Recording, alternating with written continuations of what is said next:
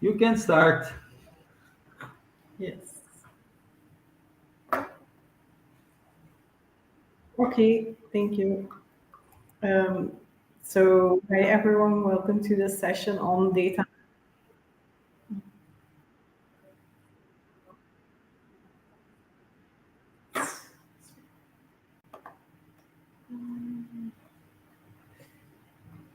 Yep, I have it online as well. So now, okay, great.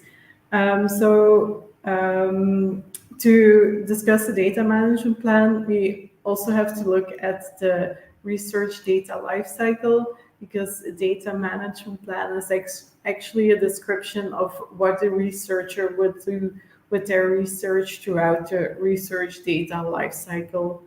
The research data lifecycle starts with the planning of the research, can already start at the application for funding of the research project, and it continues when the project gets funded when it starts. So then the planning continues with applying for any ethical approval if that applies, and then the data collection or gathering starts depending on the data type, continuing to the processing, analyzing, and then at the end of the research project or throughout, publications will flow hopefully by means of manuscripts, but these can also be data sets or software code which can be published.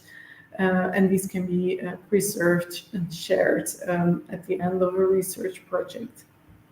And then, of course, reused by others.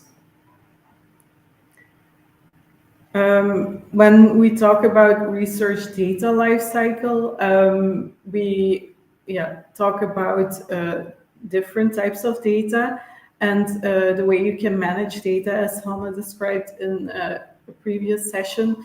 It has different levels. You can have managed data, or you can have the wild when you do nothing with your data and it's completely unstructured.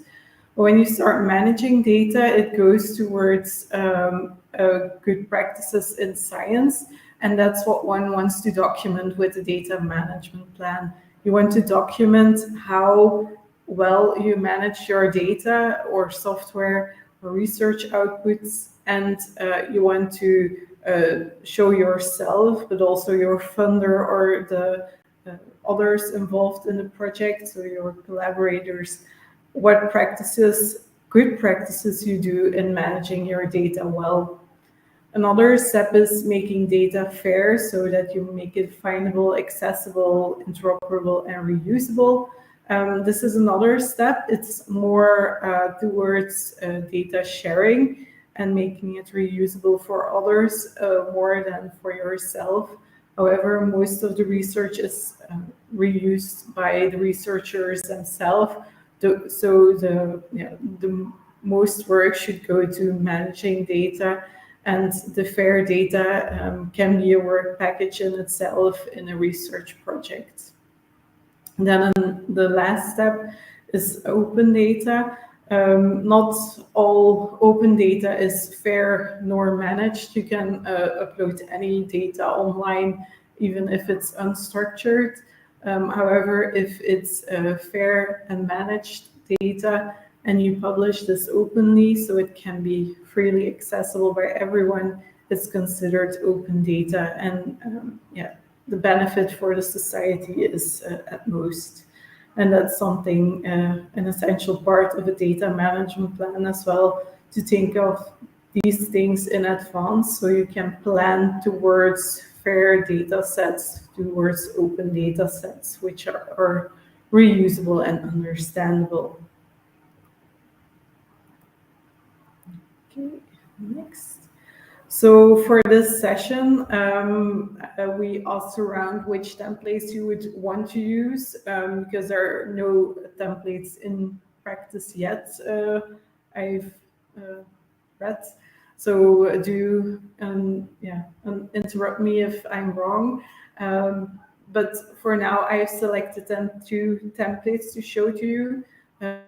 One via the DMP tool, dmptool.org, which has a parallel with the research data lifecycle. So first part is data collection, capturing which data sets are processed within a research project, followed by data documentation and metadata. Then ethics and legal compliance is an important part. And then the backup, the storage during a research project and afterwards is an important section, which always is present in any data management plan. And then not only preserving data so that the data can be accessed after the research project is important, but also how you're going to share it afterwards for others to use or not, if it's not feasible or you don't want to do that. And in the end, it's also important to mention who will be responsible for this, because all the tasks that are, or all the aspects and good practices that you manage in a data management plan do take up some time, and it's good to know who's responsible for which aspect, especially during a research project. It's probably the researcher who's applying or starting this data management plan. But when you think about the end of the research project or afterwards, it might shift to the responsible principal investigator who supervised the project. And then a last part, which is an aspect of most of the data management plans out there, is resources. And it's that you have to indicate, or the researcher has to indicate, how many costs are related to making data fair, managing data.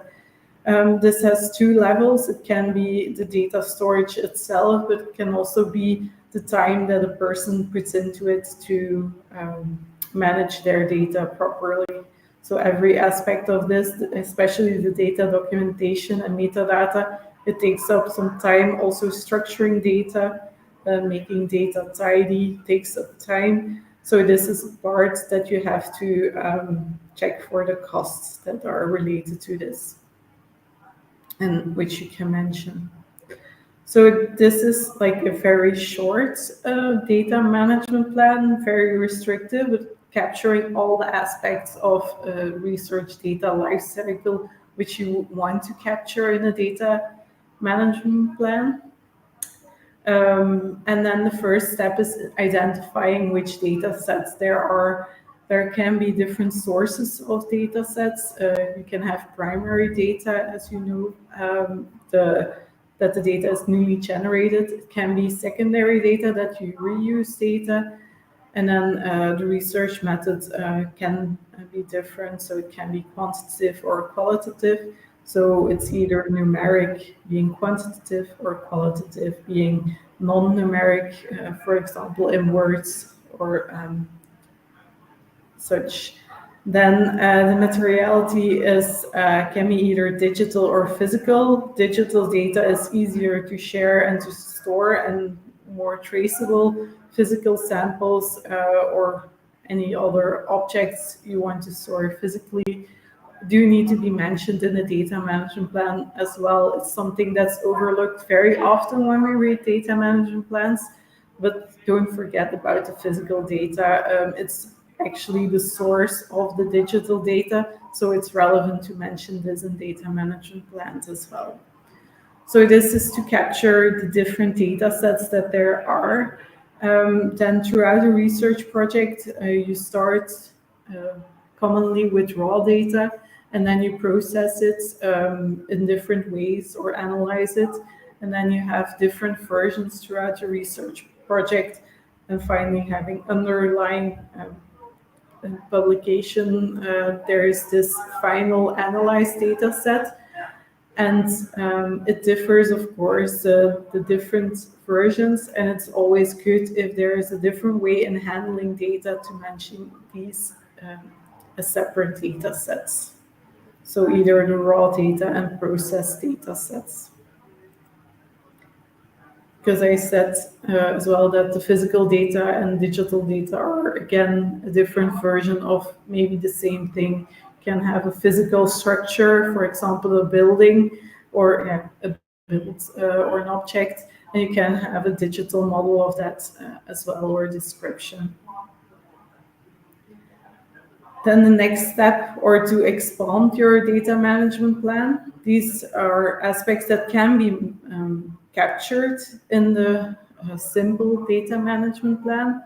However, if you look to the European data management plans, these are more broad and very specific, hinting and asking about how to make your data fair.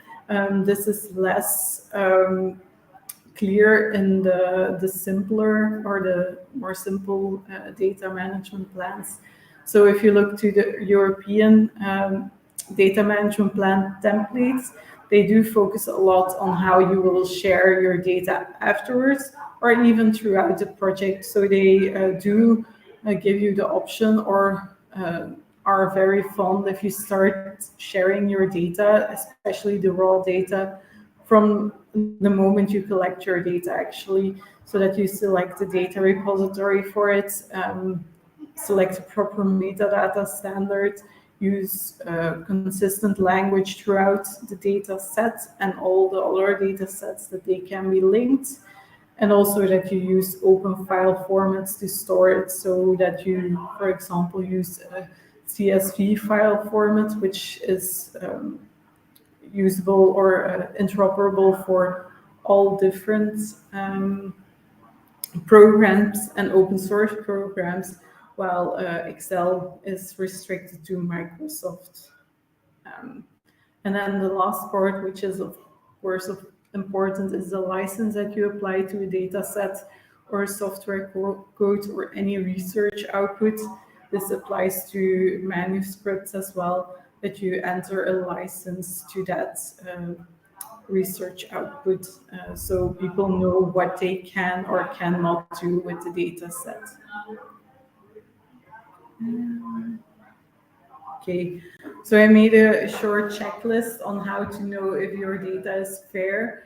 So as I mentioned, online repository is one of the key aspects. These repositories often require to enter metadata. However, not all data repositories are curated, so you're sure that the metadata that is accessible is qualitative and is complete. Then accessible means that it's clear how you can access the data. It's not that you have to have access per se, but that you know if you can access it and on what terms, if you can just click on download or any other way to access the data. Then interoperable is the aspect of using a consistent language and the open file formats. And then reusable means that you have a good context describing the data set, as well as you know how to reuse it or how you are allowed to reuse it by entering the license. So to show more of or what questions can be asked in a data management plan, more mapped to the FAIR principles, that's why we also selected the Horizon Europe template, which is more broad, describing specific aspects of making your output findable, accessible, interoperable, and accessible for reuse. Again, with this template, it also has a lot of fixed answer fields. So it has checkboxes instead of having free answering questions, which is also very good for researchers because they don't have to come up with their own thoughts about things, and it's very easy to indicate a certain aspect of your data set. But we'll look into that in a bit.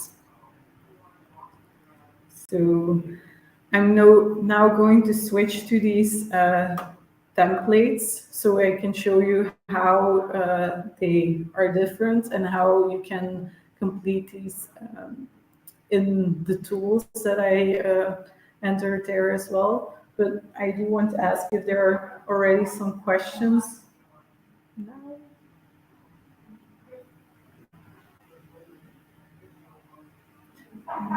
If not, I will jump to the DMP tool.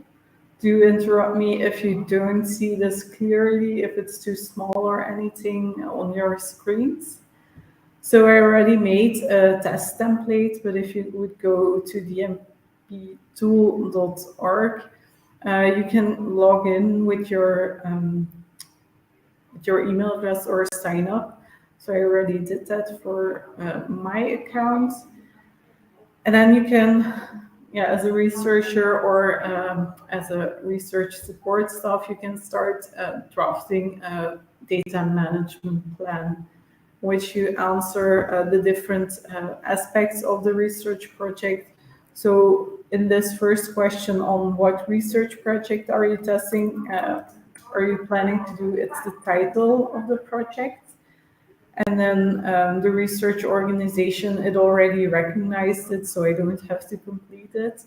But if it's not associated with any research organization or it's not listed, then you can also tick this box. So I will do that for now.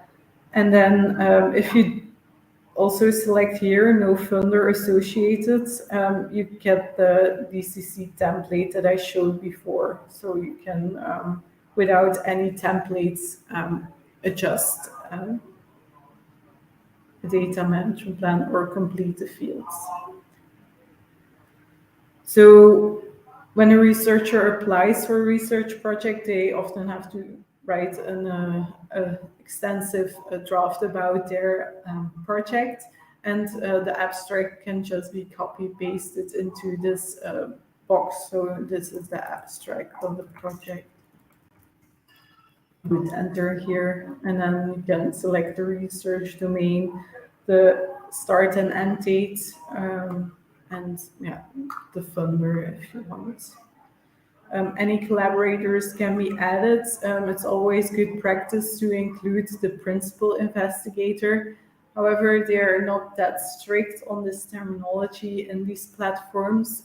For me, a principal investigator is the one that has the end responsibility. So that's the supervisor of the project who's supervising the researchers, PhD or postdocs in the project.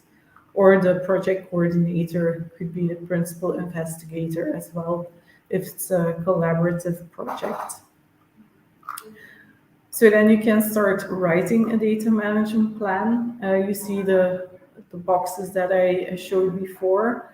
And then it starts with the question on which data sets there are. So you have to indicate which data sets you're going to use or collect. However, this tool provides a really interesting element that you can, if you go to the next tab, it shows you the option to enter research outputs and define more information about that. If you then look at the type of research output, you see what actually the possibilities are of research outputs that you could mention in a data management plan. And having this as a list is very handy for researchers because they know that this is part of data or part of their data, and that it's possible to document this in a certain way in their project or in their data management plan. So to keep it simple, I will just create a data set. I add some information, for example, a title. However, it's best practice to make it more sensible. So if it would be questionnaire data, you would write questionnaire X, for example, and then questionnaire X, for example. We can indicate if it contains sensitive data and if it's would be containing any personal or identifiable information. I don't know your local legislation, but maybe it might be needed that there's some anonymization or de-identification for handling personal data. And then it's relevant to know for which data set this applies. So if you check it, it's convenient to have this in an overview. What's part of this naming your data sets is that you can also already indicate which repository you intend to use, and then you can link a metadata standard to that. Most of the data repositories have a certain metadata standard that they use or have implemented on their website to describe data sets that are uploaded. So it's something you can indicate here. So you know at the start of the project, okay, I have to take into account that I need to complete this and this and this field or this type of information and keep track of that. And then throughout the research project, you can indicate if there's restricted or how the access is controlled throughout the project, but also if it changes throughout the project. And then you can indicate the license for it. So from the start on, you can already think about the different aspects of making your data fair without actually questioning or labeling it as fair. This data management plan already is looking into how will you share your data to make researchers aware of how they need to structure their data, document the data throughout the research project, and make sure that it doesn't take up a lot of time at the end of the project. So if you again look further, so then what data will you collect or create? I could just shift. So you could link to the data or name the data set because you have this tabular overview of the different data sets, and you can write data sets QX will be generated or reused depending on how it's generated. And how it's reused, it links it already here, and then you can, or it's shown here already. And how it's created by means of a questionnaire, for example. So that's the way of documenting it. So you can either retrieve it from a source, if it's secondary data, for example, by downloading it, or you can generate data by creating a sample, by drawing blood, there are many things and many ways to retrieve or collect data. So this can be described here in short. Then for metadata and data documentation, what we expect is that researchers comment on the things that they generally do. So if it's different for different data sets, I would ask researchers to mention the different data sets. For example, if it's a questionnaire data, there will probably be different versions. You will have a raw version of the data set and then a processed version. This is something I would add in the data or research output table as well, that there are different versions. But then this could have as documentation the questions, questionnaire, the questions, interview, protocol. Sorry. So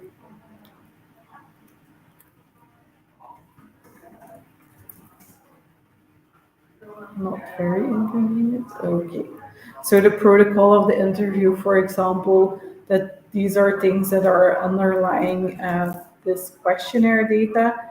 The process data could have that it's the variables or the parameters that are included in, for example, a tabular shaped data set. It could have a variable list or a code book describing the different variables or the different labels of the questions on how they're numbered and things like that. And the metadata is something you could ask them or ask here as well, that it's described for each data set. However, it's incorporated into the description of the data set. So it can be left out here. If there is a metadata standard known, then you can put it here. For some equipment, for example, when they do measures with microscope or anything that gives certain images, I always tell them to include metadata specific to the research equipment, for example. Then you don't have to look up the specific metadata standard that was used, but often in these data files, for example, some software have it as well, that they have some header information. Then I say that there's metadata included in the header file or header of the document, for example. So that's the part about documentation. Other aspects, for example, if there are researchers who use software code, then you would write software code with certain program, that there are annotations. And you can have a README file, which can also be linked to data sets. Of course, you can have human readable README files with all the information that's needed to understand either the whole data set or specific data sets.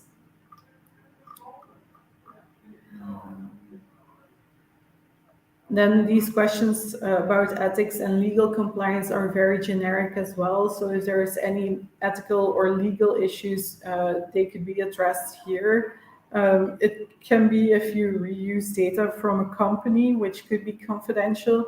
This could be mentioned here as well. Any ethical issues regarding use of the Nagoya Protocol or the using animals in research. I don't know the legislation about that in your countries either. But if there are any ethical applications that are needed, that is something you would mention here.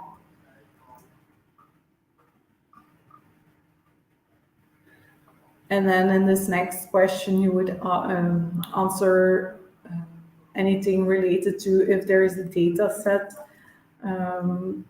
which is reused, or any software code, for example, that's reused. So if you have the QX, the questionnaire is output is reused from a company or on a website, then you would have to document what the license is. If it's CC0, you know that you don't have to do anything. However, if there is CC BY or any other licenses that are more strict, it means that you have to refer to them, or even you can't publish them again. So do check the restrictions on that. Yeah, more often it's related to the reuse of data sets, if there are any intellectual property rights or copyright issues. However, if there's valorization options, which means that the data sets could be commercialized at some point, then it's also good to mention it here that there is potential for valorization, so that some of the data sets won't be shared immediately after the research project, but that there might be an embargo before you embargo period before you share them to the public. Okay, so then the part about data storage during the project is the storage and backup section, and that depends on what's in place at your institution. We recommend our cloud storage solution, and it's something that's more generally recommended. So any cloud storage is recommended because there is often, why is cloud storage recommended? Because it often has a backup in place within the system, and that there is a mirroring of different data sets and such. So that's why also a version history or version control is present or incorporated in the services provided by that storage solution. So that's why it's interesting to look at cloud storage as such. But it's always good when you have or are drafting your RDM policy that you think about what storage facility you have and which is the one that you recommend. And then for backup, other options are possible as well, of course, to have a secondary backup that you have it separately. But we always recommend to make an automated backup so there's no human or less prone to human error. So it's more controlled by using a freely open source software. For example, SyncBack Free is freely downloadable and it's open source to use to actually make a mirror or a copy of your data to, for example, an external device. And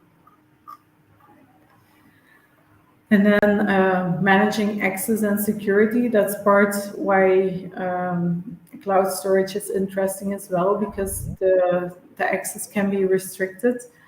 This is not particularly applied to personal cloud storage, but is if it's institutionally arranged or set up that you have access via your institutional login, or in any way. Another way to set up your own storage solution is by making a network attached system or storage solution, that you have network drives or storage solution in-house in your institution, and that's properly managed by giving personnel access to it, and of course making it secure that no intruders from outside can access it. Additional things that can be added here, of course, if the questionnaire contains sensitive or personal information. In Europe, we have to check that it's pseudonymized data from the start when you start processing it. And then even throughout the research project, if you want to share it with multiple collaborators, it's even necessary maybe to anonymize it, or if you want to share it with the public, it's advised to anonymize your data set.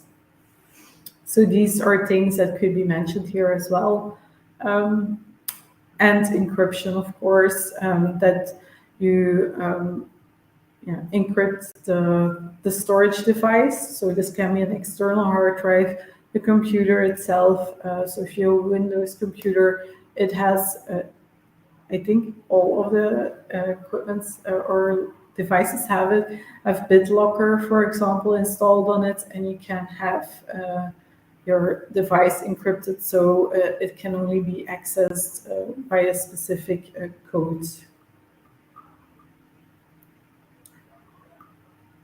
Then the next section is about preservation, and that's the long-term storage solution. This is the data repository story, which is also hinted in the data outputs section. So you could link to it and then mention how it will be shared, if it's restricted or not, and which data sets it's interesting to preserve, and if there are, for example, data sets that can be deteriorated after a while, that you delete them.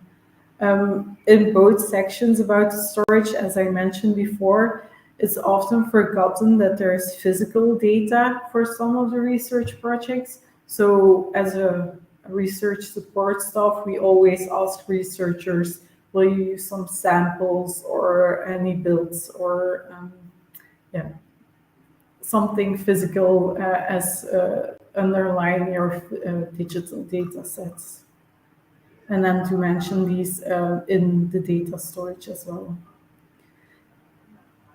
Okay, and then final aspect of long-term preservation is, of course, how long it will be stored. This depends on your internal policy or from funders. In Belgium, it's required by the funder or the main funder to preserve it 5 years.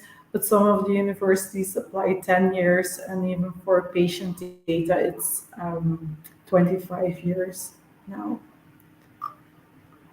So finally, the questions about data sharing. So if you would posit it in a data repository, which is already mentioned in data preservation, you can share it here, how it's that it's shared through that medium. But the preservation can also be on the local storage solution, so that you have, for example, it on the cloud storage, which isn't accessible by third parties. This data sharing section is specifically about sharing it with third parties and other users beyond your research project or university. If you have any restrictions, as I mentioned, because you want to commercialize the research output, or if there's any restrictions ethically or legally, then you could mention it here. Okay, and then the last aspect is who's responsible, and then the resources that are needed for to deliver the plan, and to this can be the costs related to storing data, preserving data, but also the man hours that it takes to complete the plan.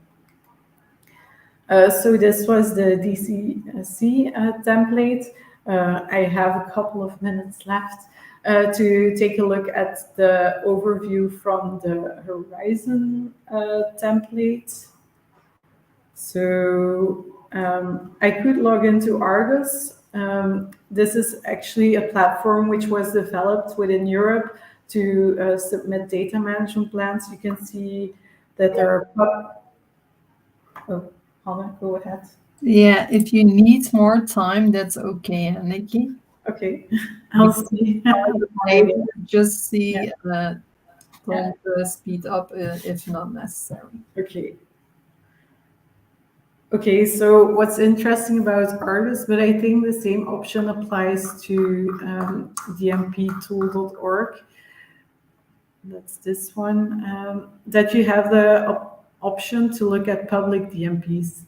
It doesn't guarantee the quality. It's something that's mentioned here as well, that they don't vie for the quality or the completeness or anything.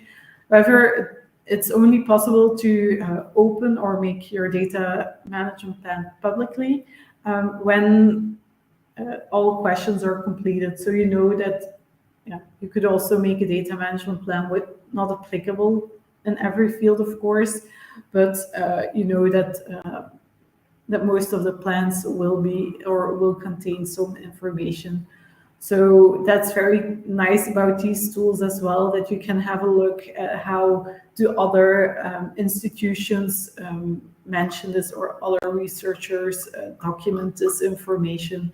So here you can see, for example, the data sets they used, and then the codes, the data repositories, for example. So this is an example from with a certain template, of course. And then here on the left, you can find the filters, which is a great example of what metadata is. So making it searchable via funder, for example, means that at some point you have to complete the field filter, complete the field funder, and then you could select some answer options. And if you would be able to find your funder, it's listed in here in this list, and making it machine actionable, so you can click on it. You can also see that there is a persistent identifier here, so that the DMP gets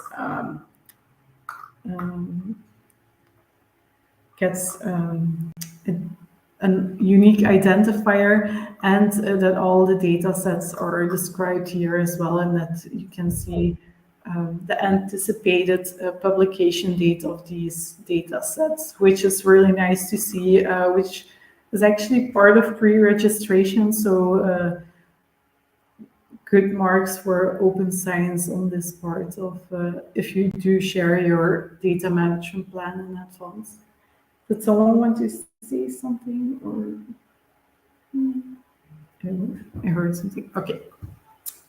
So shifting back to Argus, which is the European platform. The DMP-tool.org is the US tool, but Hannah will cover that maybe later again. So again, here you see some public DMPs. So these are ones that you can check and then see which data sets are used in these templates. And also the data sets can be shared through this platform, but it's specific for European funded data management plans or projects. So I intended to start again, so to show you how the wizard works. So I just start a new DMP. And then I did a test. It's possible to do it yourself and then not having a grant from European Union. So I was able to complete all these fields. So researcher, I do have an ORCID ID, so I'm able to find myself via this platform and via the search field, which makes it interoperable because it links even to my ORCID ID. So if you would now click on this ORCID ID, you would know that this is me, but I know my ORCIDs. Then the organization is Hasselt University, is here. You see that it's an option to select my university. So again, you know that this metadata about the data management plan is actually interoperable. So that's why this platform is so interesting, because it gives some pre-defined answer options. I'm going to jump to the next part, which is the data sets. So for the funder template, I selected the Horizon Europe template. And then, yeah, I need to complete some more information. However,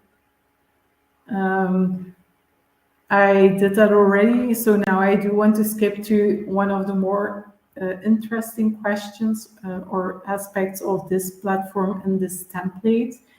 Is that, again, you have to label your data set so you can define the data sets in this project. So here you can see that I selected a new test data set, and the template was Europe.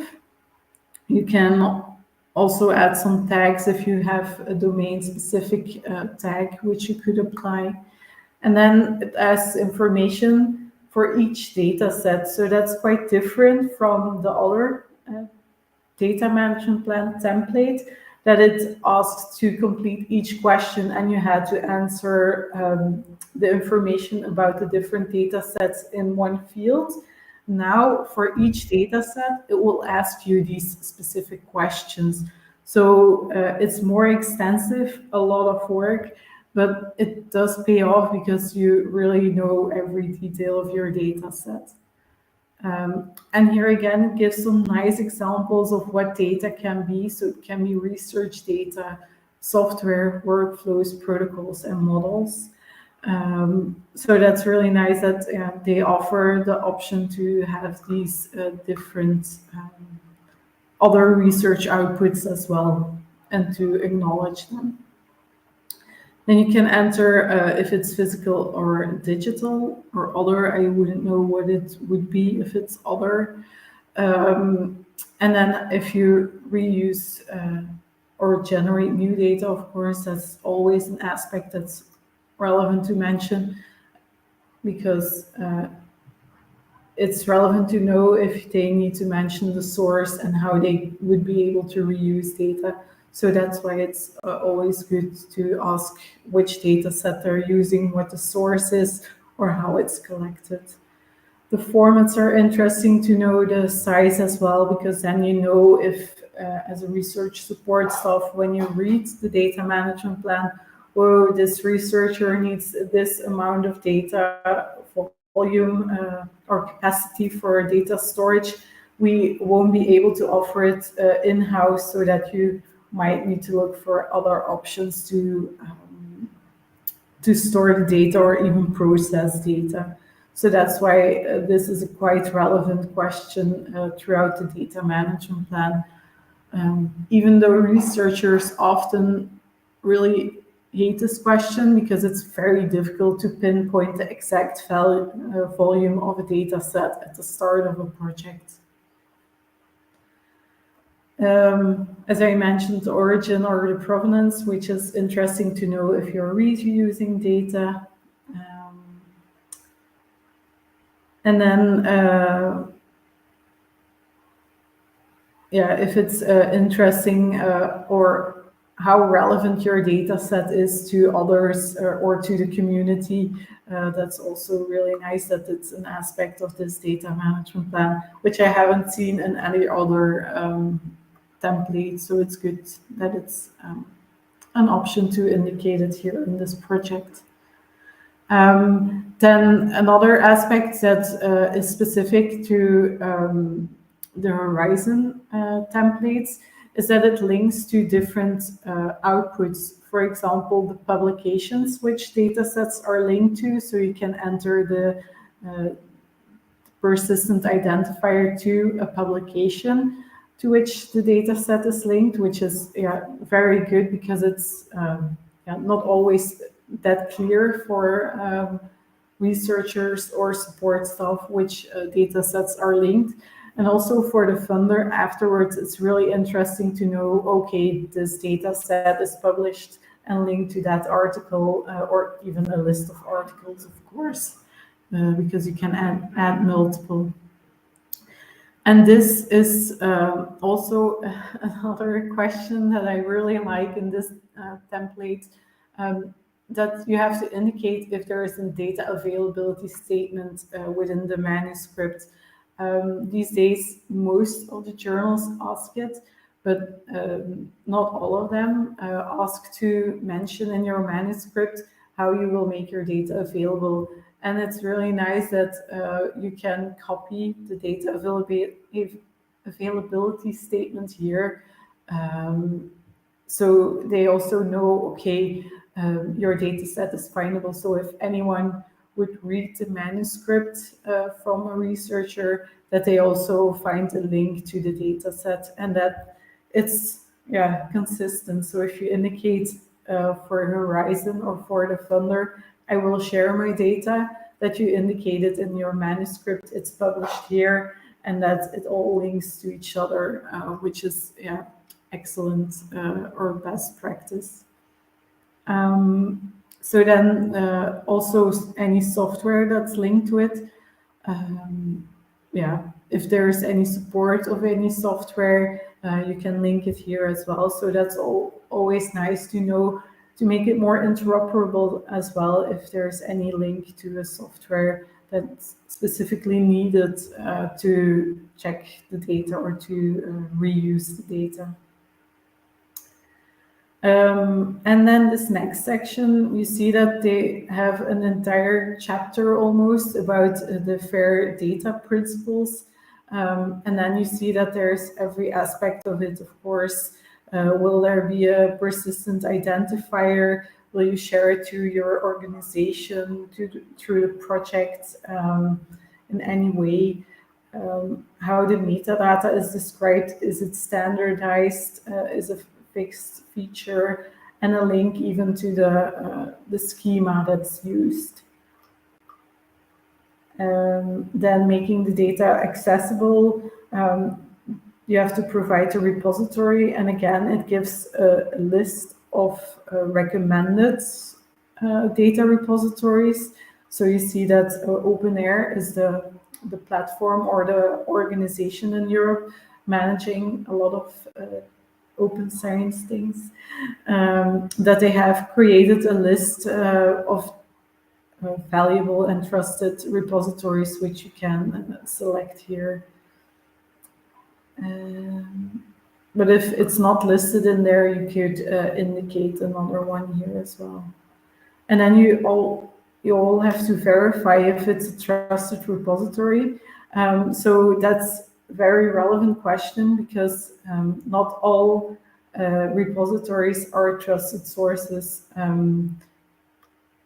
Either with a seal that they assure that there's long-term storage and that the metadata is of a certain quality.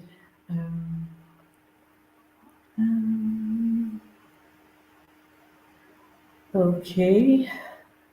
And then the version mechanism, why is this important? When you upload the data set, it's not common that you upload different versions. However, if it happens, which it's sometimes does, then it's relevant to indicate that there is versioning and that the original version won't be overwritten, but that it exists with its own persistent identifier.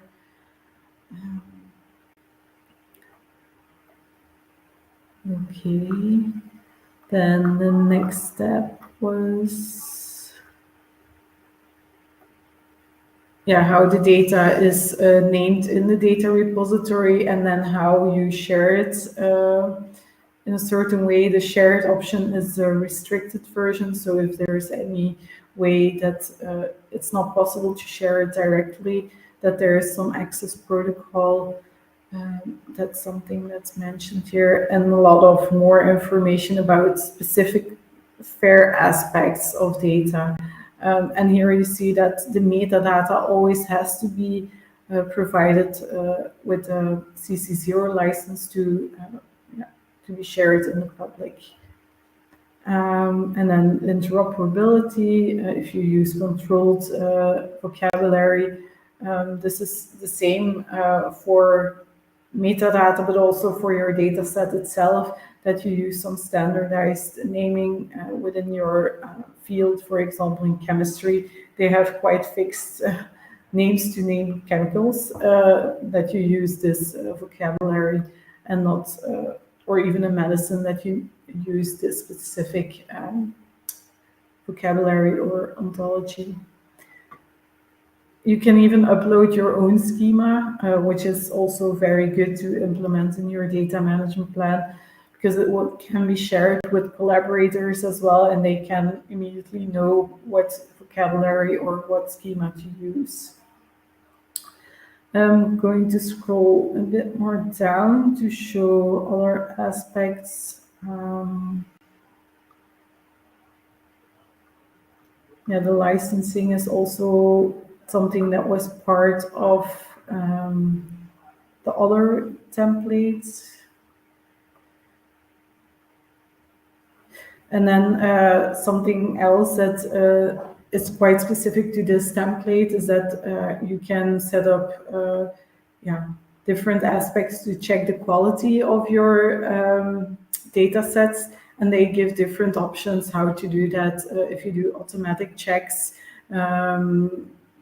consistency. This can be done for example, blanks in questionnaires, that instead of allowing participants to leave a field open, that you restrict the submitting the questionnaires until they have completed all questions, which is often the case in these type of data management platforms as well, so that there's some restrictions to avoid data loss and reduction of the quality of the data. And again, here they also ask about the resources, how you estimate it and how it's covered. And ending as well with the responsibilities. So now they switched it around, but this is quite similar in both templates. It's available in a simpler or a more restricted template. But again, in the elaborate template, they also ask about who's responsible. And you can even enter their ORCID ID. So they're identifiable specifically and that it's linked to their person, exact person. Another aspect that's a separate section even. So in the other template, it's part of data storage, but now they want to know about the security measures that are followed. And it's also really nice that you can take some or different protocols that are present in your institution or options that you use for physical data sets. For example, you can indicate that you have physical access control, but if there are different measures in place, it's really good to indicate this here and to be aware of that as a researcher. And then you can think where does it apply to. Ethical aspects are of course important, especially because it's European. It also has the GDPR, which applies, and then any other aspects that might apply related to data management. This could be a description of if you have a lot of collaborators in a project from different institutions. You could mention here that this is an overarching data management plan and that separate data management plans will be in place for different individual research projects, for example. So that's an option. With this, I think I've gone through all of the things that are an element of these data management plan templates. The elements that I liked, I hope I entered that in the DMP tool as well as in the Argos or the Horizon Europe template. And feel free to ask questions. And otherwise, I give the floor to Hannah.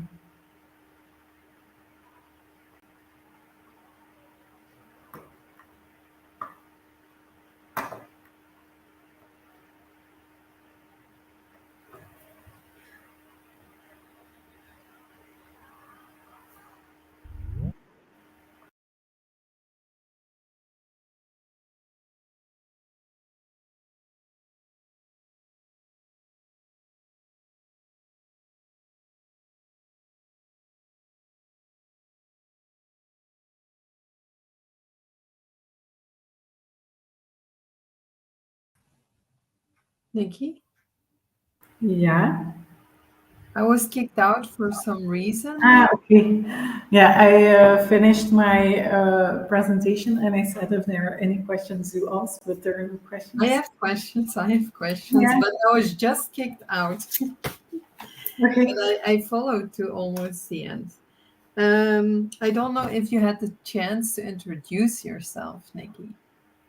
Maybe not. No, I just started. Because of all the techniques, so maybe you can shortly, or I can present yourself. Yeah. Yeah, I'm a colleague from Halle.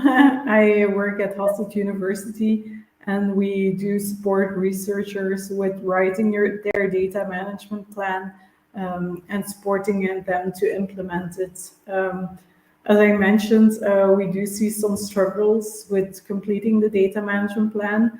It's something that researchers feel that it's an obligation and that yeah, it's an administrative burden and takes a lot of time. However, it's really important to use this as a tool for yourself as research support staff to talk to your researchers or fellows at the institute on how they manage their data and how you can move towards being a more open science institution and how to share your research outputs. And that's something I want to do at Hasselt. Yeah. And the fact that you have the researcher background, I think helps a lot. That's very valuable for our team. My question was maybe a thing was about the DCC template that you told about. we know what DCC is, but I don't know if everybody here knows what DCC is. It's a digital curation center. It's or a digital competence center, I think. Sorry. It's a digital competence center. This template is from the UK, so the United Kingdom. It's not part of Europe. Long I story. think, But this digital competence center is an overarching community within the United Kingdom, and they have digital competence centers in different countries. They're not always named like that, but I know, for example, in the Netherlands, they have set some thematic digital competence centers up. Recently, we have one in Flanders, so for specific parts in Belgium. We do have our Knowledge Hub, which could be seen as a digital competence center. And this is a center that groups all knowledge and expertise together and group people to create these templates. And the DCC is from the United Kingdom is one of the great examples. Yeah. yeah, and I think it exists already a long time. They're very professional, and I looked it up. It's Curation Center for the UK, and but they're competent too. Games all over. Yeah. Yeah. And then maybe important to mention, I think, I don't know if you mentioned that Argos, the language can be changed to Spanish. That's, I think, for our people here, very important because almost everybody speaks Spanish, and that's very easy, I think. And then latest, and the last question, or what I wanted to mention is that what we use in all Flemish part of Belgium is dmponline.be. I don't know if Nikki mentioned that, but what I also saw, Nikki, in the dmptool.org, that they have that, you mentioned that, the research outputs tab, and we don't have that in DMP Online. No, we don't have that in DMP Online. So I really like that feature that you first have to identify all the different data sets. We in Flanders have the template in which we have to define them in tabular formats. It works less well in these platforms because the fields to complete the information are very small. So that's why it's not so convenient. Okay. That were all my questions. I don't know if there are now other questions from the group still. Please feel free to ask. We're here to answer them.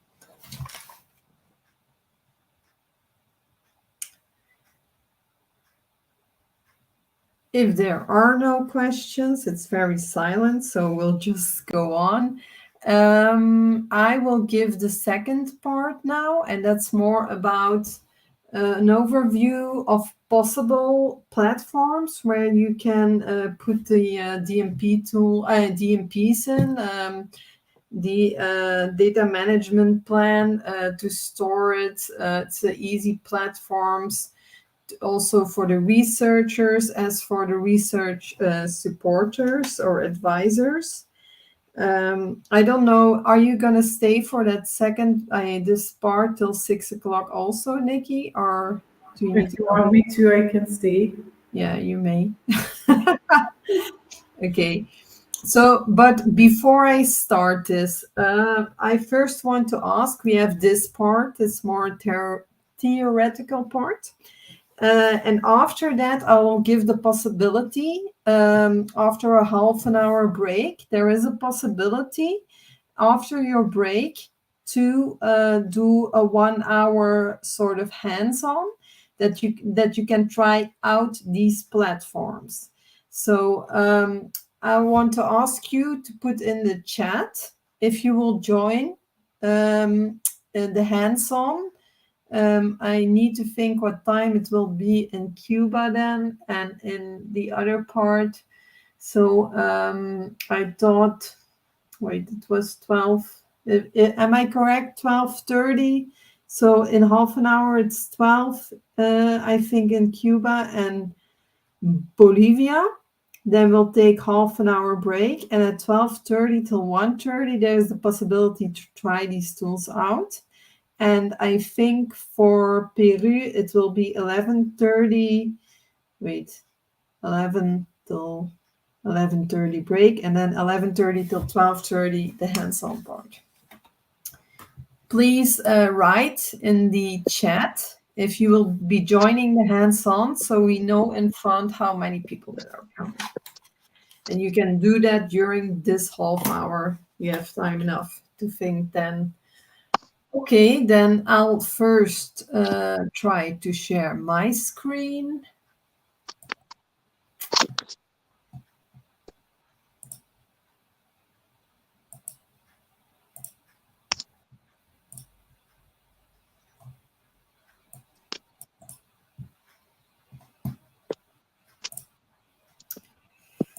Okay, you see my screen now? Correct, Nikki? Seeing the screen? Okay. Okay, so what I want to do is to give you an overview. We looked a little bit into this, what kind of platforms that can be used in your countries, because it's a little different from our countries. I know sometimes, for example, in Cuba, it's also not easy to reach all websites. And I asked already in the Telegram and on mail, I guess, if you were possible to try out these platforms. You can also put now in the chat which platforms of the 3 that I sent you that you could log in, because then we know which one we can test out in the hands-on or look what the problems were. This is just introduction. I don't think I need to introduce myself again. Most of you know me, but maybe some new people are here. But I'm more like a technical data steward for Belgium, Hasselt, because I have IT background. So these DMP platforms, what is it? It's a tool to create and store data management plans. And it's also a tool to support the development of these data management plans. Then I also defined a little bit the target group. The target group are, of course, the researchers, but also the research advisors, or how you call it in your countries, RDM champions. Then I summed up a little bit, or tried to sum up a little bit, the benefits for the researchers. So what are these benefits? And not only for the researchers, also for the RDM champions.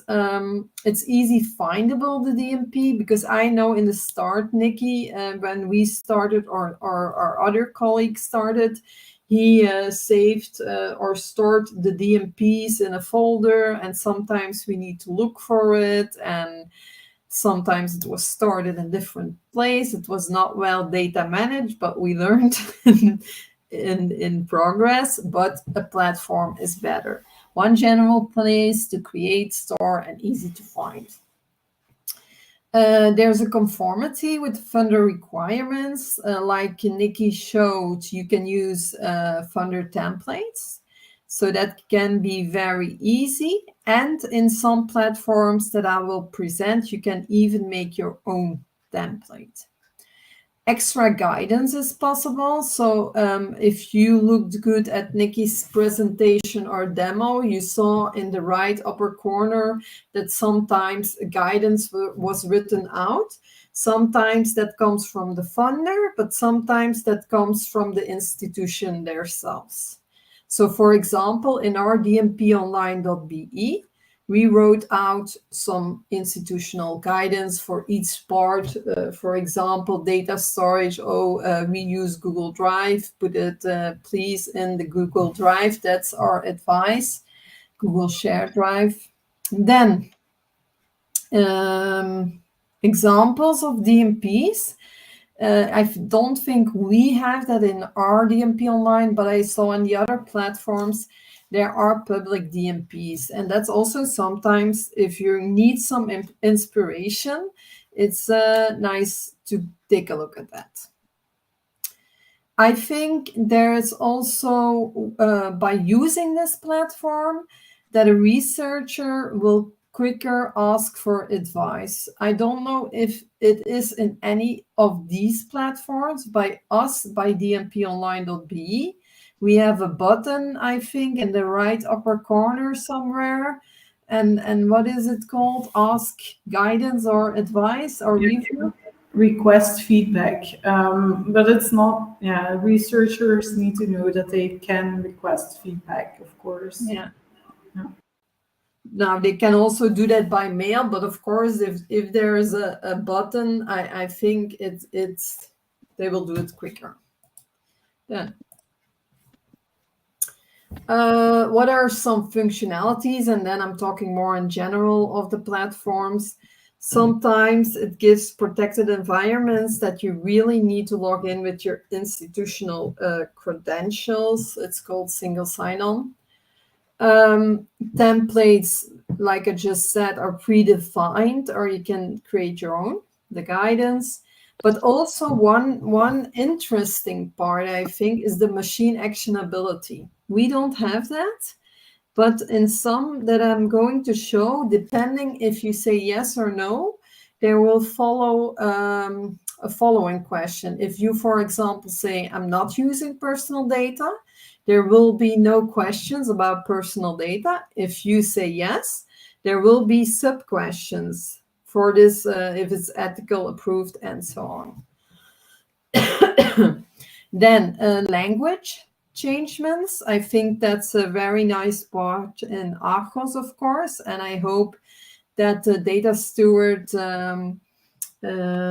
stewardship wizard that I'm going to show, that's the one I'm fond of because it's machine actionable. But for the moment, it's not in Spanish. I think English, French, Dutch, Czechish even, but not Spanish. Some are cloud-based. Cloud-based is, of course, easier. You don't need your own hosting. And that's the downside of the data stewardship wizard, the one that's machine actionable. You need your own hosting, but there we can see what are the possibilities there. Then we found a study recently published in September of this year, and there this was a study done by two institutions in Germany. And they tested out 18 DMP platforms. What they tested out were 31 requirements, and by each requirement, they placed a sort of priority. They had 19 expert interviews about it, and they published the results and correlation. Then the DMP tools that they reviewed, you see all the DMP tools here. And the ones that we are going to look at today are Arges, dmptool.org, and the Data Stewardship Wizard. The blue ones are the ones that are from Europe, and the purple ones are the ones from US, but I also use the blue here because this one we're also going to test out today. These were Hola, ¿cómo estás, querida José? Georgina. He ido y vuelto, como ves. Georgina, do you have a Sí, question? sí, sí. Oye, estás con tu voz media mala. I think the question is not for me, so I'm Ajá. Ah, I'm trying to put the sound out. Okay. So I put the sound out. So Georgina, if you do have a question, you can put your sound back on, but it was not in my language, so I think it's not a question for me. So basic functionality. So what did they test out? You can see here they tested stuff out about access. Is it open access with or without login? Is it encrypted? Because it was in German, the term, I need to look it up myself, the DSGVO is the same thing as GDPR, but in German. Then storage and export, what was possible for exporting your DMPs? What were the export formats?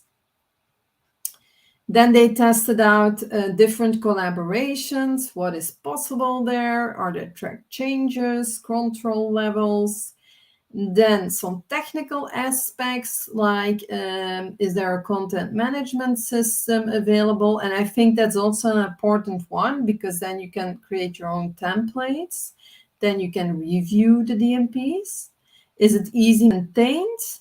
And then the transparency concerning open source and fairness.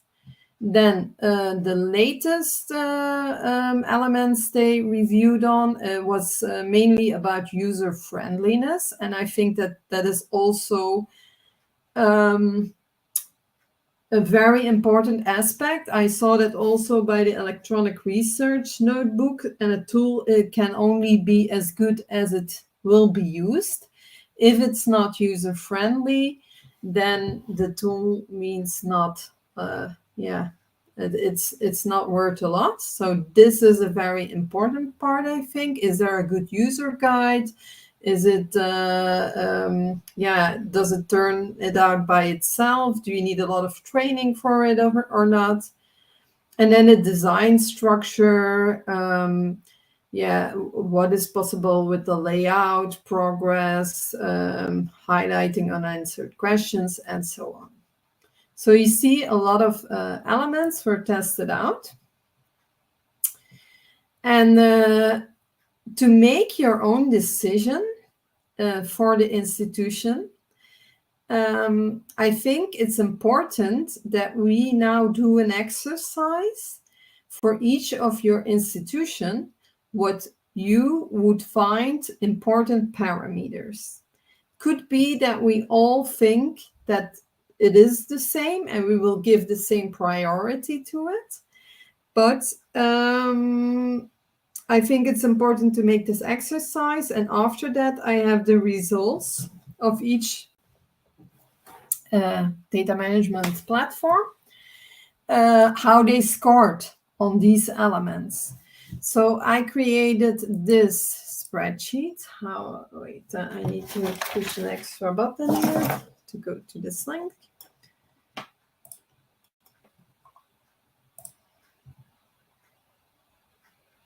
Okay, so these are all these elements that I just discussed, and they gave a priority. You see already the priority that they give to all these factors or elements.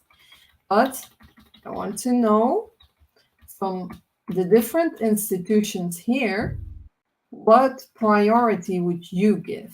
So what I'm going to do is I'm going to share this link. And this is an interactive part. So I hope that you will, everybody will cooperate in this. I will put it here.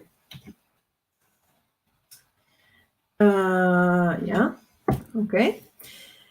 Please, what I suggest is that each project coordinator of each institution will take the word for this, because we can't all be filling it in the same time. I think maybe Georgina can take the word for Bolivia. I don't know, Grizzly, are you here? Let me see. So our Alexis, I also saw, but Grizzly, I see you're here. So, and Manuel is also here. So I suggest for Bolivia, Georgina tries to take the word for this. Then for the UCLV, it's Manuel. For Peru, I need to look if Caesar is here or who's the other project coordinator. Help me, Mark. Cesar is the coordinator, Hannah. See, but he's not here, huh? Is he? No, I didn't see him. Okay, so maybe Peru will not do today. And then for Cienfuegos, if I written it correctly, I think it's our Alexis, eh? And I saw her, but I don't think she's here anymore. Anyways, so I'll put this also in gray for the moment. So I'll think we'll do it for Cuba, UCLV, and for Bolivia. So if we would go to the basic functions, to the axis, how high would you give? I'm going to do it just by these general parts. Otherwise, it will take too long. But you see the subparts. And yeah, this is GDPR. I don't know if that's clear for everybody, but this is the GDPR. So on a scale from 0 to 3, how important, Manuel, do you think that the axis will be for the data? And maybe I'll ask first, is the exercise clear, Manuel and Georgina?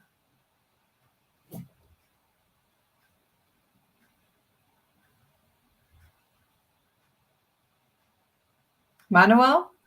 Han, could you please repeat, because I'm not at my office and I don't hear you here. Okay. You see the screen? Yes. Okay. These are the elements that can be important for a DMP platform. Yes? Yes, okay. Yeah, and the dark gray parts, I want to go over with you and Georgina to see what you think is important. Yeah. Yes. Yes. And you can scale it from 3 is high priority and 0 not relevant. So, oh yeah, I'm sorry, it's the light gray part. So for the axis part, I'll maybe zoom in. That makes it easier. Just a second. That's good. Readable? Yes. Okay. So for the axis part, how important is that, you think, for... does it need to be with login, without login, encryption, and GDPR? How important? Okay. For me, I think that open access with login is high priority. Yeah. Very important. Yeah. So open access without login.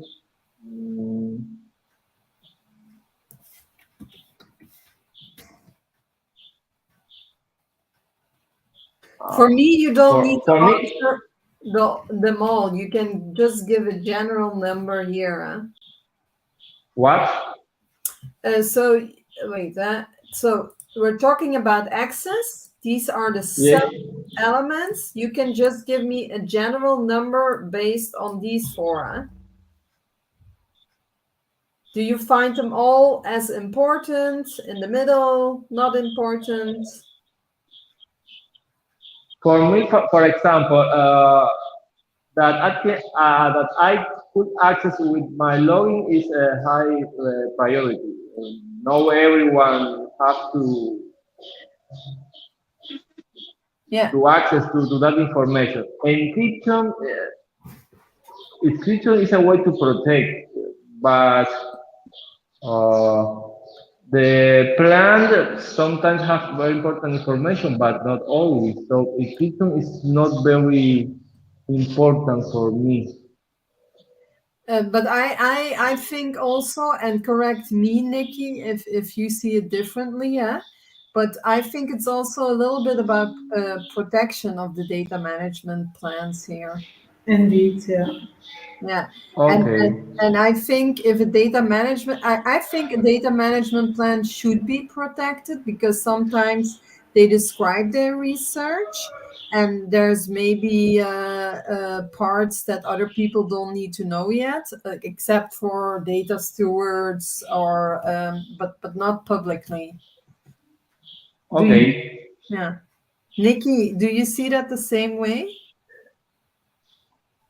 I think throughout the process of writing, well, I think the open access hints to when you have to log into the platform to access yeah, the DMP writing tool, and I think everything or all the platforms have this restriction.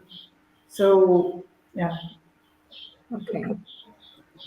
So maybe we'll put a tree, and if Georgina agrees also on a tree. For the first point, I Yeah. agree. The open access with login 3. Yeah. And then, actually, since my point of view, it will be 3, 2, 1. I don't know, 3, 2, 1, 1. I will Okay. put it like that. And what is the reason? I think that sometimes, to tell you the truth, even the computers in our university are not that modern. And I think that it will be a little confusing, and maybe they cannot support this encryption, or I am not sure about the compatibility.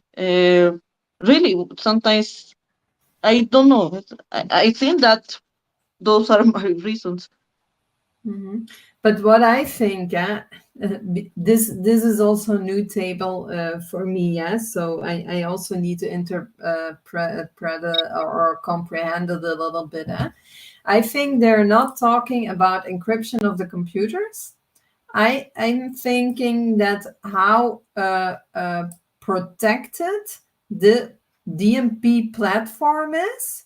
So the different DMP platforms, if you can access it with a login, without a login, is the platform protected, encrypted, and is it GDPR compatible? But I see Georgina has a phone call. So, Manuel, is it good if I put a tree here? Yes, huh? Yes. Yeah, okay. We'll go to the next part. Yeah, you didn't hear me anymore, Georgina? No, I hear you. About the inscription is not really the inscription of the computer, you said, right? Yeah, it's about the platform. So, in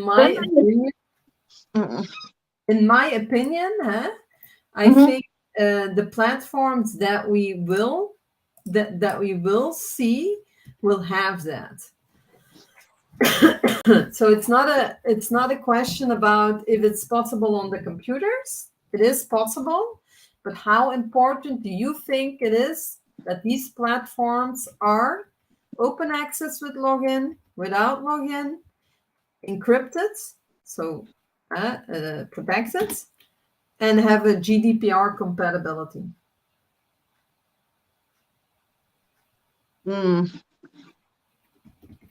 Yeah, I tried Two, to, yeah, two. two maybe. Yeah, then. Okay, then we go to the next part. Storage and export. How important do you think it is that the DMPs can be exported or imported in the platform, and that there will be a possibility of different formats there?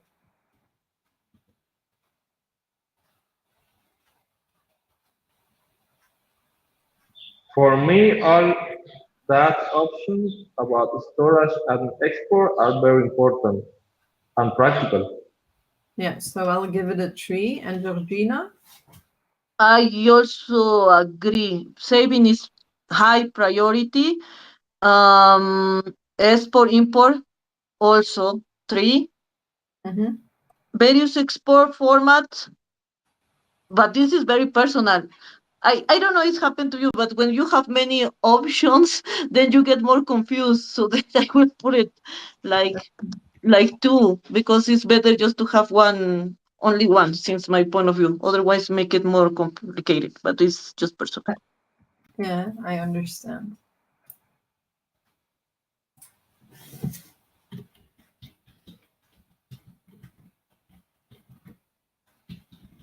Oh.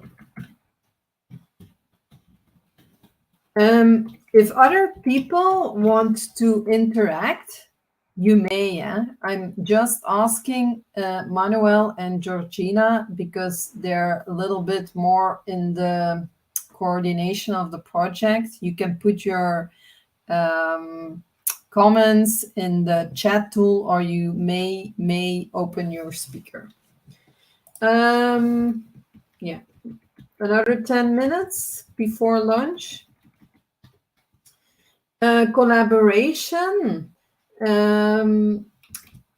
How important is it to share the DMP with the collaborators? 3. That is 3. Yeah. Track changes. In that, I will put a number 2, because if the collaborators are there, and then maybe they have another opinion, or try to change something about the sharing of the data, I will put 2. Okay. Han, when you mean collaborators, you are talking about people out of the team project or team members? That's Georgina's remark, so I'll ask her. What do you mean by collaborators? Are that team members?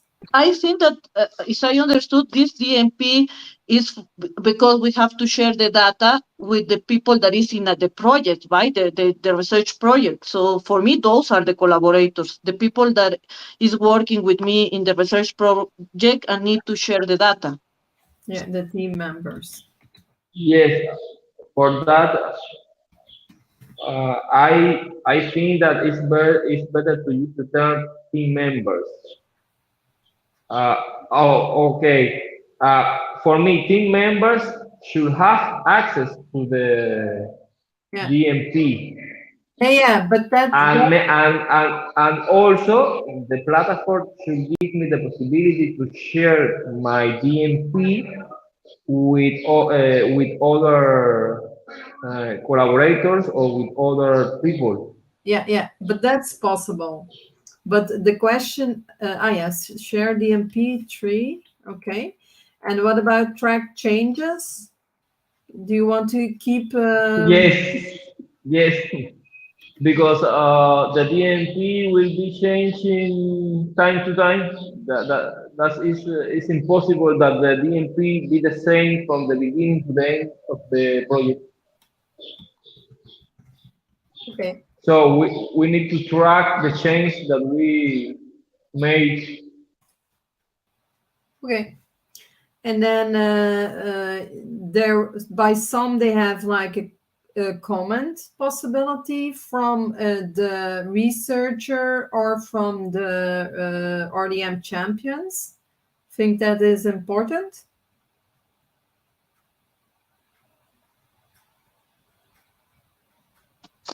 Yes. Yes. But a 2, maybe. 2.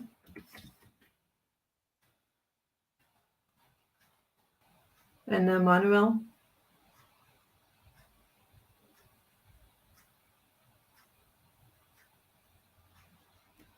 Did you understand the question, Manuel? Please repeat. The commenting option of researchers and RDM champions, is that important for you? Yes, So I because can, we can take in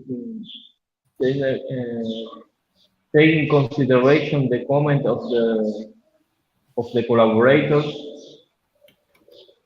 and if they can comment, we can know what they think about the activities or the plan in general. okay. And then control levels in collaboration. But that I'm maybe gonna ask Nikki. Nikki, do you have an idea what they meant by collaboration and control levels in the platform? Maybe the difference between a Yeah. researcher and So in DMP Online, we have two types of users. We have the regular users being able to complete the data management plan and give, they can add some comments. Um, we also have admin rights, so they're admin users. So it means that we have additional access, which means that we can access all plans from different, from the institution. So all the plans from the institution are accessible to us, and we see when the feedback is requested in the platform as well. So with control levels, they probably mean that you have different user rights.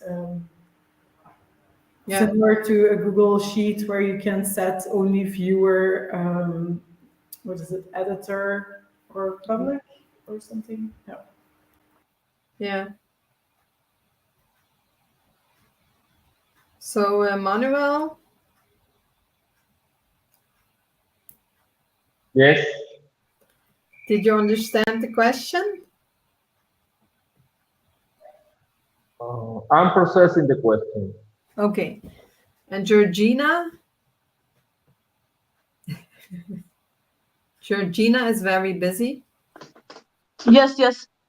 So importance of the control level, the difference between who is the data steward and who is the RDM champion has normally more control rights, like reviewing a DMP, writing guidance, and the researcher only can write the DMP, or sometimes people only can view the DMP. I think that for me will be high priority because when so many people have an opinion or want to change something, it's very confusing also. I think that number, for me, control levels will be 3. Okay. Yes, for me too. Control level of the possibility to make some change on the document. That should be only responsibility for the project leader Mm-hmm. or something like that. No, everyone have to make change on the DMP. Okay, and I see also Robbie also had the same opinion. Thank you for your comments, Robbie. So that not all of the researchers involved on the invest could not have. Yeah, correct. Okay, thank you.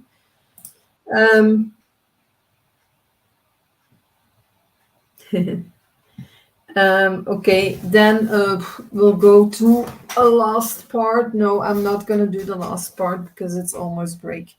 So, are there, for the meantime, any questions? Still?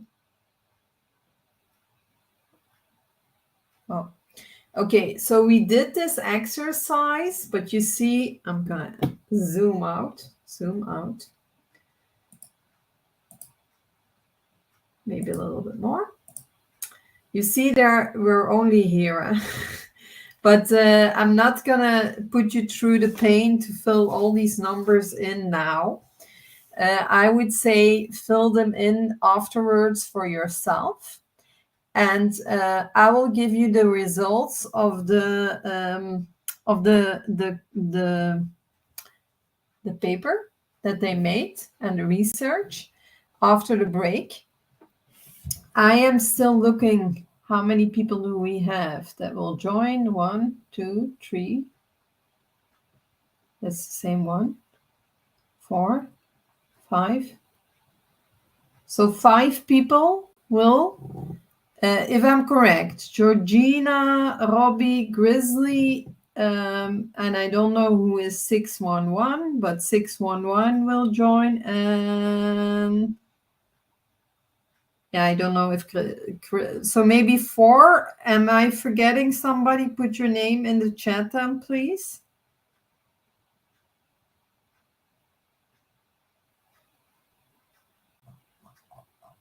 I already have your name, Georgina. Okay. Thank you.